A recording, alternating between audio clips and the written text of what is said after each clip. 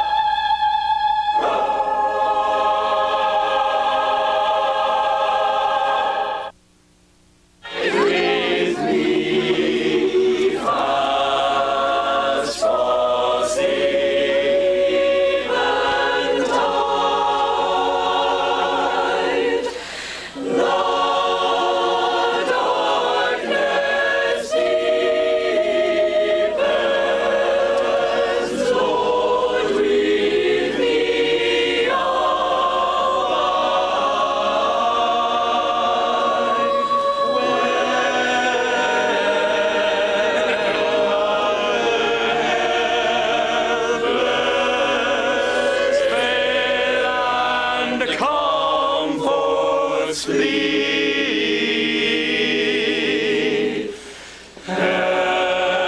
Help of the helpless, oh, abide with me. I need thy presence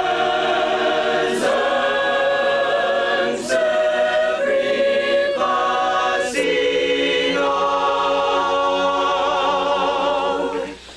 What but thy grace can foil the tempter's power?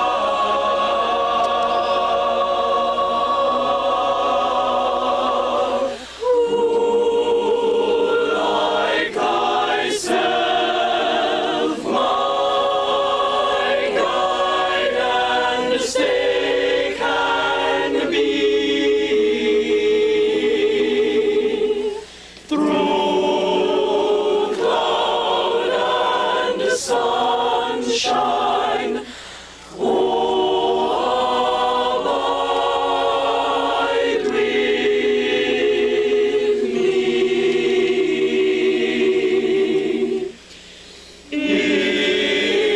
In life, in death, oh Lord,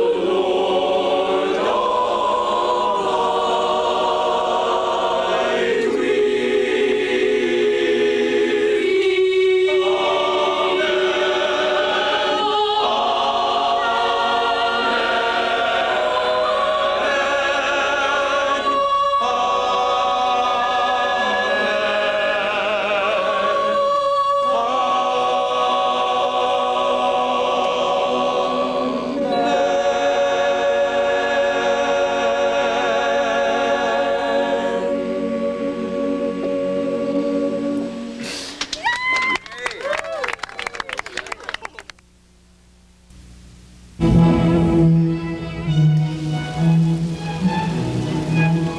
It has been said, he who sees Rome has seen everything. The Eternal City, 27 centuries of civilization, where layers of ancient, medieval, and Renaissance architecture record the evolution of man.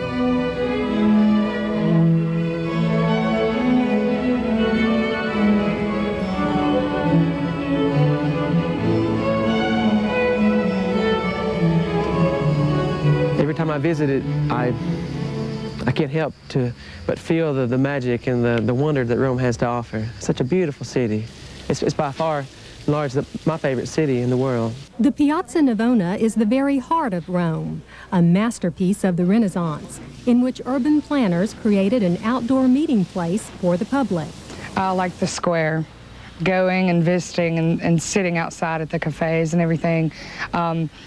Seeing the painters around doing their work and people drawing people's faces and characters and stuff like that. The Piazza Navona is adorned with 3 16th century fountains, the Fountain of the Moor, the Fountain of Neptune, and the famous Fountain of the Rivers by master sculptor Bernini. Bernini achieves genius here. His huge obelisk rises as if weightless above 4 statues. But Bernini also may have hidden an insult here.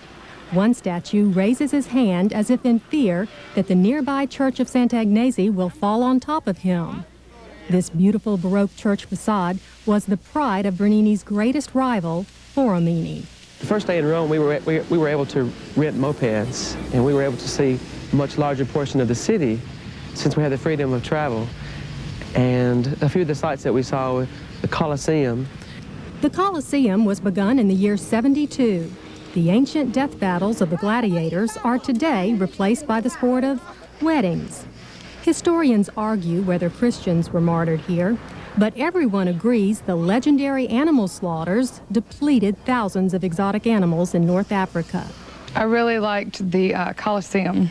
It was a really great experience to go and visit there and see all of the ancient stones. The ruins of ancient Rome reveal the history of the Roman Empire. The Arch of Constantine is actually made of pillaged sculptures, some dating back to the year 53.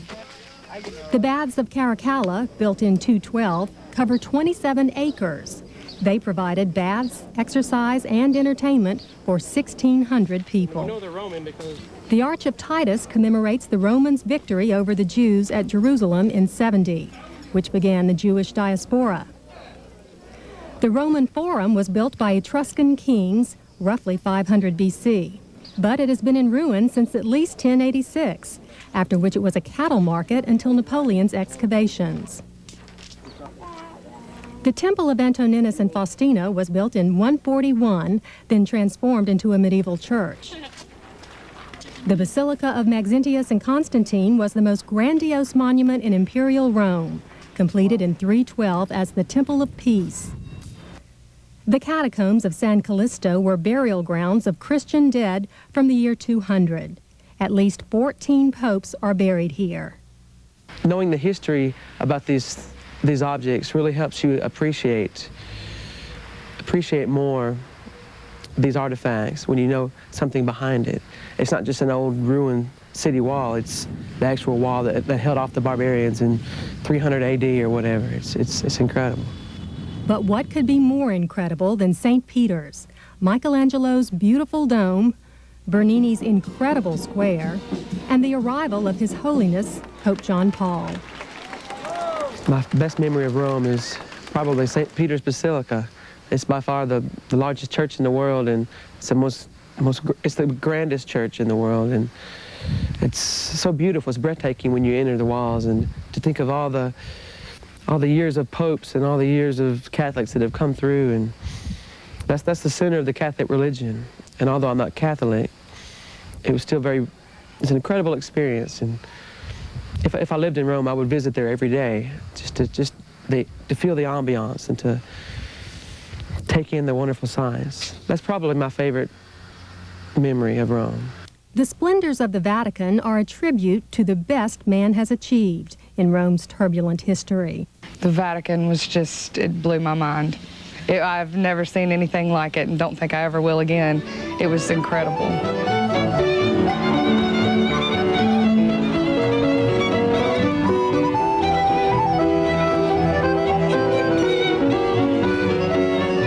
Perhaps the best way to remember Rome is the nighttime Passeggiata, when everyone strolls the Piazza Navona in the shadows of the Pantheon, that ancient building America adopted for its own public buildings, and over to throw the coin in the legendary Trevi Fountain, in hopes that, if all roads do lead to Rome, they will someday again take us there.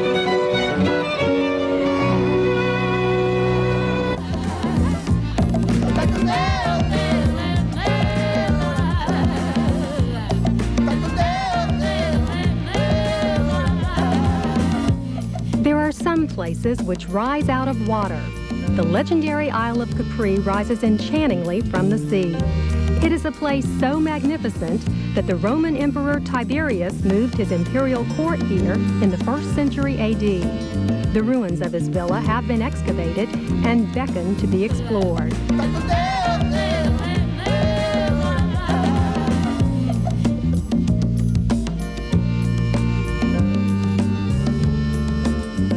A trolley ride to the top of Mount Solaro brings the Mississippians an experience and a view they won't soon forget.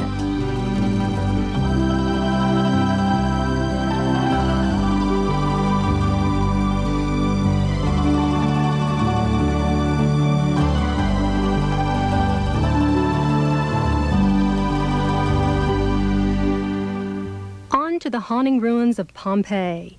Buried by an eruption of Mount Vesuvius in AD 79, Pompeii was unearthed in the 18th century.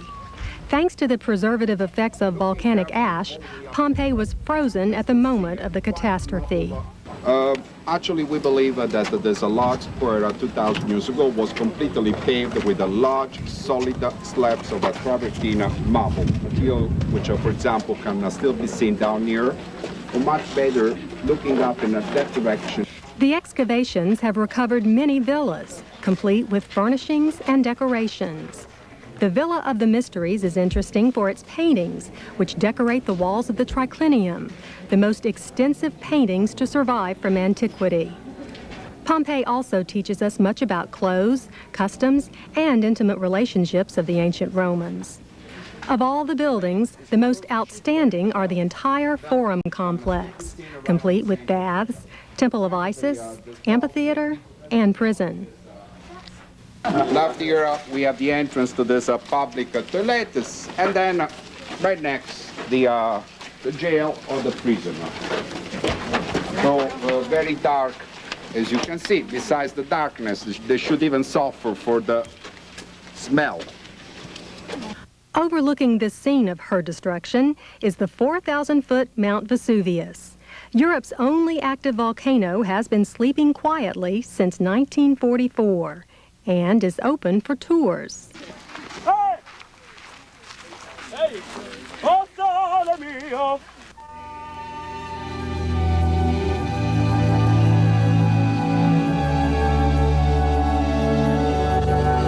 In the winding streets of the old city, you will find all the color of the South, a picturesque confusion at one remove from the bustle of modern life.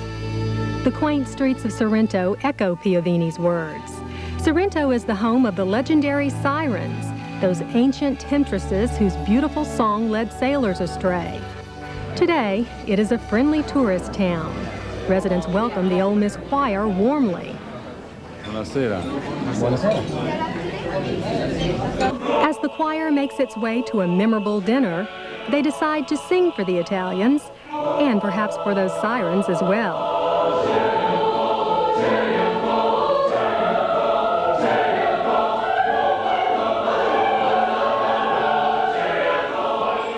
On to Assisi, the home of St. Francis, that charitable saint who chose a life of extreme poverty, then was honored after death with this elaborate church. It remains closed for repairs due to severe earthquake damage in 1997.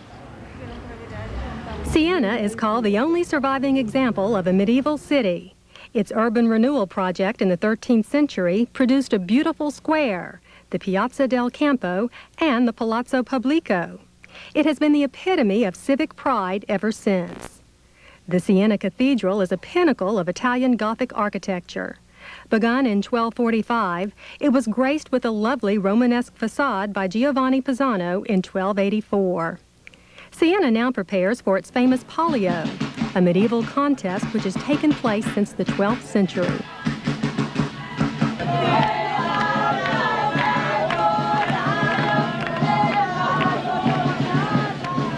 The beauty of Italy is at times overwhelming. The ancient churches are often a world rich in light and marble, which create a feeling of splendor and glory reminiscent of paradise. The Mississippi Choir's honor of singing in the world's most beautiful cathedrals is an experience never to be forgotten.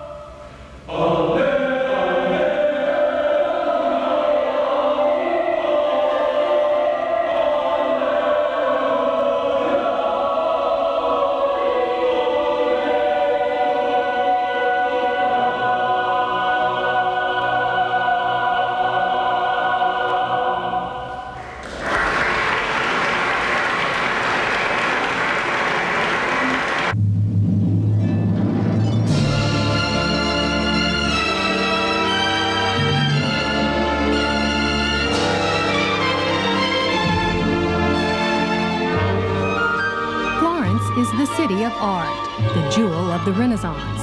Filippo Brunelleschi's dome rises to the sky and casts a glorious shadow over Florence. This dome was the world's largest technical achievement in the 15th century. Brunelleschi built it with no supports during construction.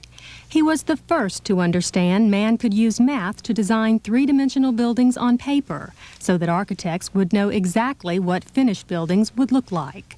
This revolutionized art and architecture, and mathematical designs led to the clean classical lines of the Renaissance.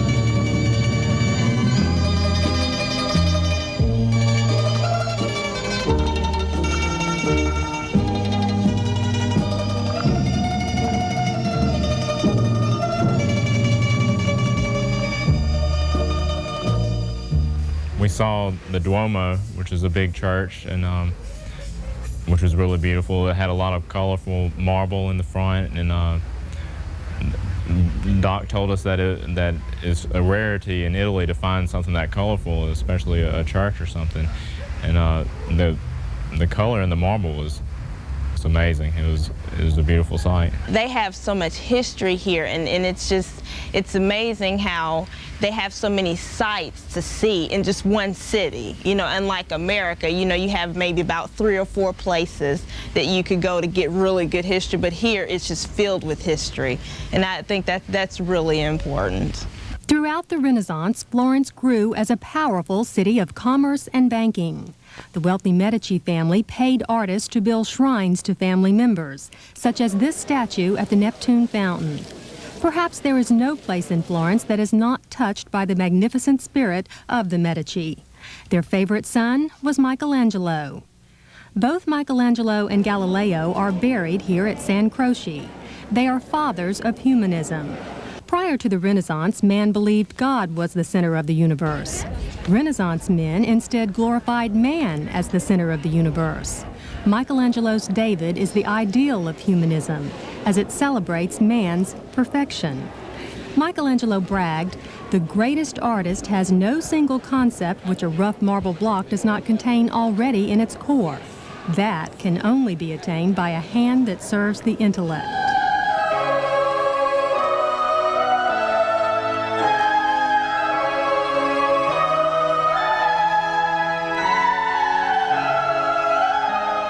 Galileo also rocked the world when he proclaimed the earth did not revolve around God, as everyone thought. It revolved around the sun. And furthermore, he said, objects in motion did not fall to earth because God ordered them to. They fell because of a thing called gravity. Such humanistic thinking got Galileo kicked out of the church and denied a Christian burial. 200 years later, he was finally forgiven and entombed here at San Croce with Michelangelo.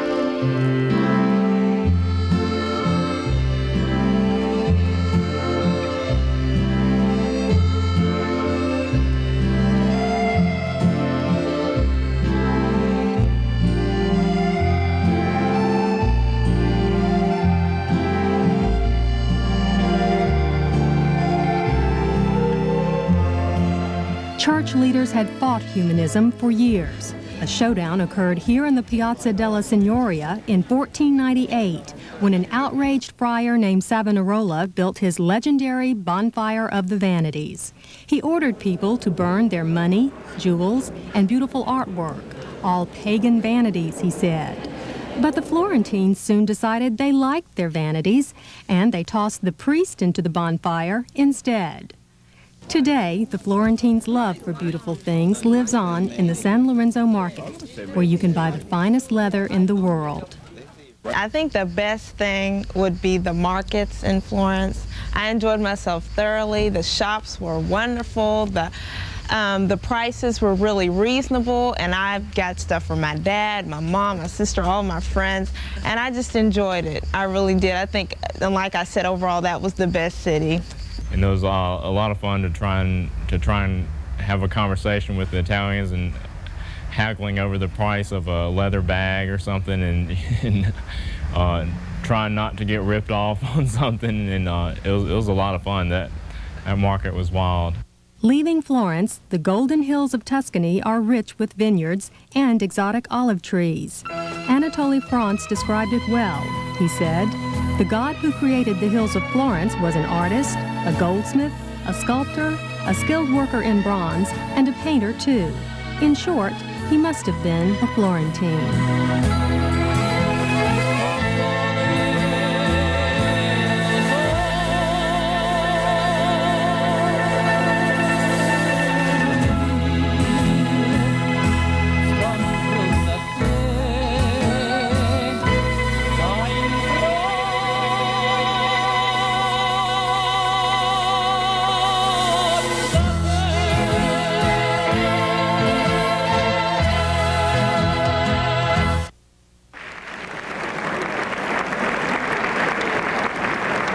There are 6 international choral competitions in the world that are probably the most prestigious of all.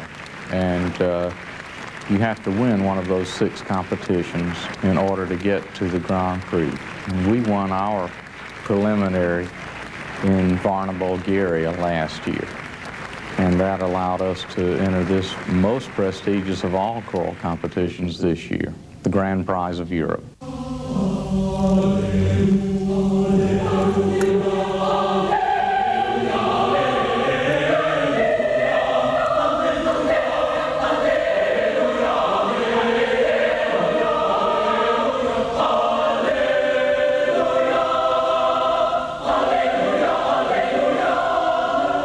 You know, to win a competition like this, you can't have a weak piece.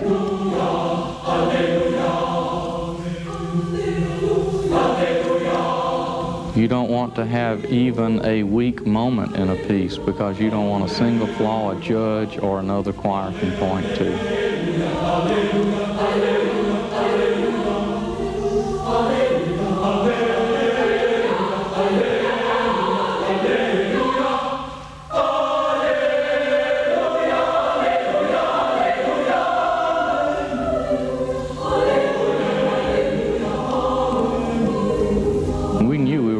Extraordinarily good choirs, but I simply told them they had to do what they had learned, and if they did everything well the way they had learned it, all they had to do was display that consistency and they would win. They didn't have to worry about how good anyone else was, because they were as good as you can get if they just did their best.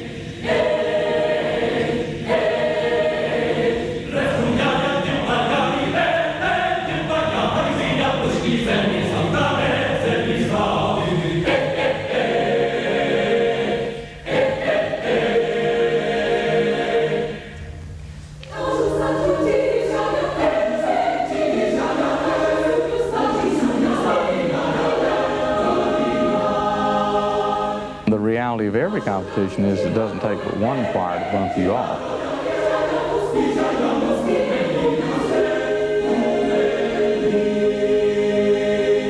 I choose literature so that we display an ability to sing all styles and a great variety, so that we're not just singing stiff old music, we're not just singing pop music, but we can do every style well.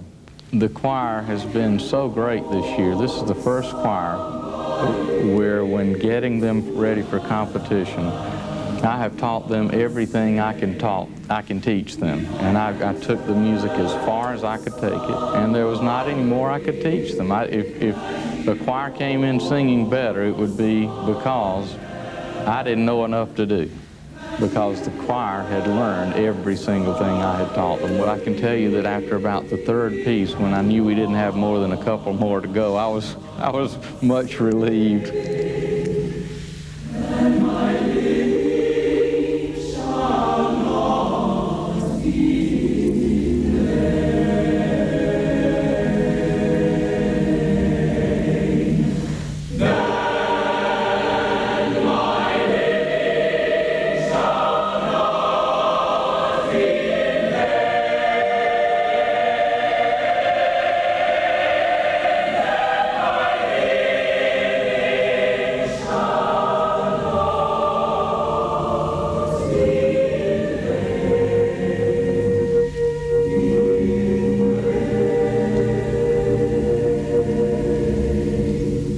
Judge from Hungary said that we performed the most difficult and most diverse program,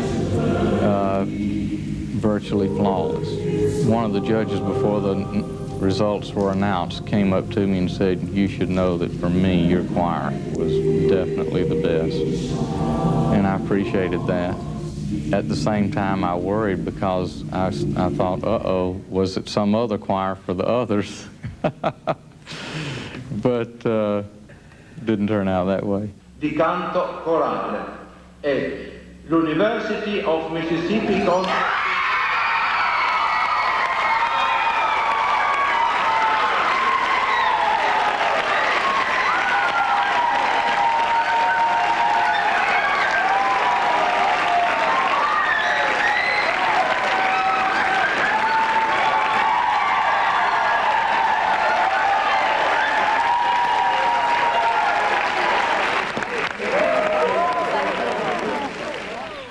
competition has been extremely important in stimulating our achievement.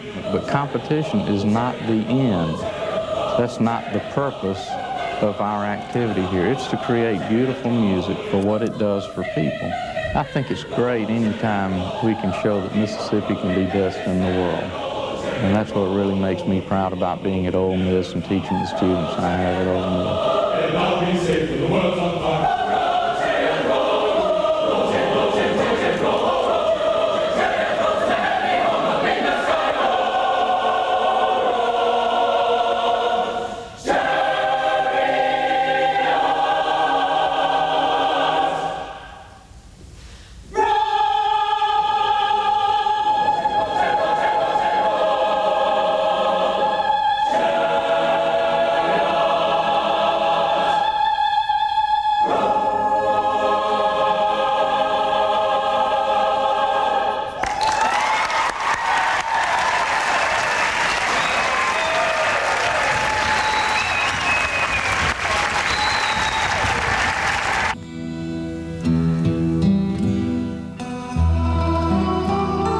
Is indeed a fairy city of the heart.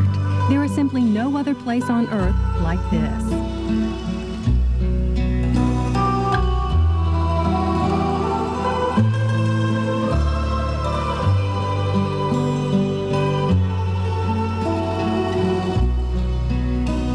Venice is actually a cluster of about 200 tiny islands. In the 5th century, the barbarians invaded Venice and forced the Venetians to a nearby island. When the Venetians finally reclaimed Venice some 500 years later, they took it with a vengeance and did the near impossible. They built a city on water, which can only be traveled by foot or by the romantic gondola.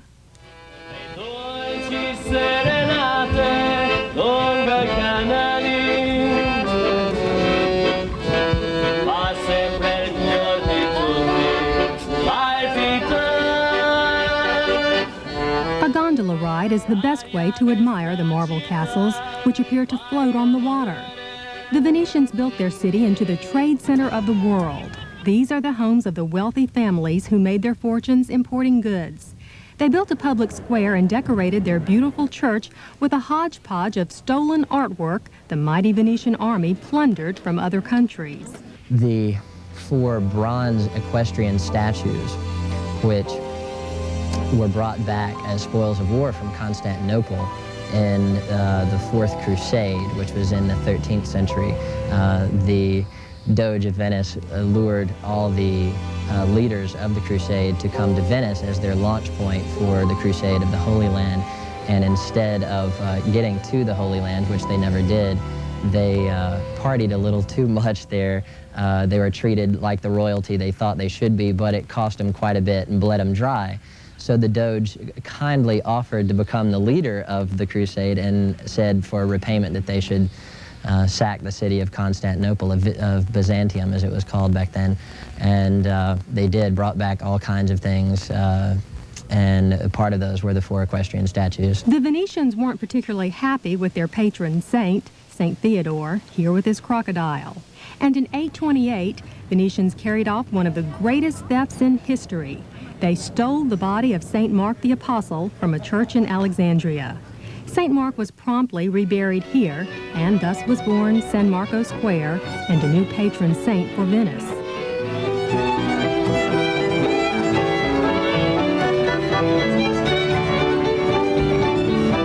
Also on the square is the magnificent Doge's Palace, the seat of government for La Serenissima, the Serene Republic. Venice was ruled for centuries by an elected Doge and a group of senators. Venetians loved their free republic, and when one Doge wanted to stage a coup for a dictatorship, Venetians chopped off his head and rolled it down these palace steps. Here you can see the remnants of the powerful Venetian army, as well as the absolute wealth and splendor enjoyed by the Venetians for centuries.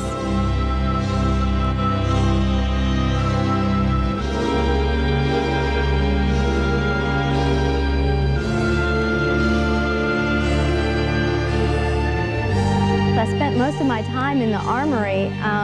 The medieval armor was just unbelievable and immaculately restored, and Everything in the palace was, I mean, you could get lost in there for days and be fascinated the whole time. Every time you went around a corner, you saw a completely new set of things. Prisoners were led here across the Bridge of Sighs, named so because it allowed inmates one final look at Venice, which they beheld with a sigh. They were taken down into the leads, the cells, where they may have found as their inmates various leading citizens, a priest or two, and even a few errant senators. The famous architect Sansovino was even thrown in here when an arch he was building on one of his magnificent public buildings on the square collapsed. Artist Titian begged for his release. Venice eventually fell to Napoleon, who then abandoned it to Austria, which ceded it to Italy in 1866. But the legends live on, such as the incredible Venetian glass made on the nearby island of Murano.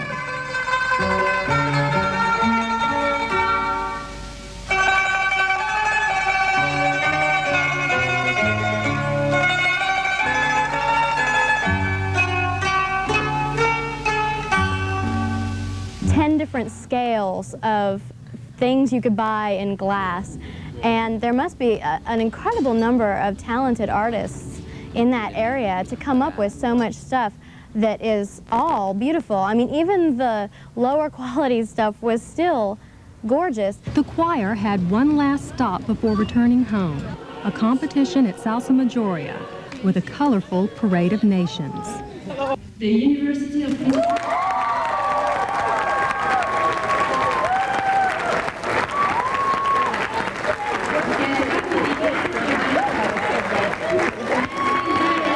As the sun set over San Marco Square, choir members sought a piece of Venetian history for themselves, a bit of history that will live on in their hearts forever. We're standing in the Piazza San Marco with the crowds flocking to us as we stopped Venice for just a brief moment in the long history. We became part of it, and I know that every time I return to the city, I can say I stood right there as part of one of the best choirs in the world.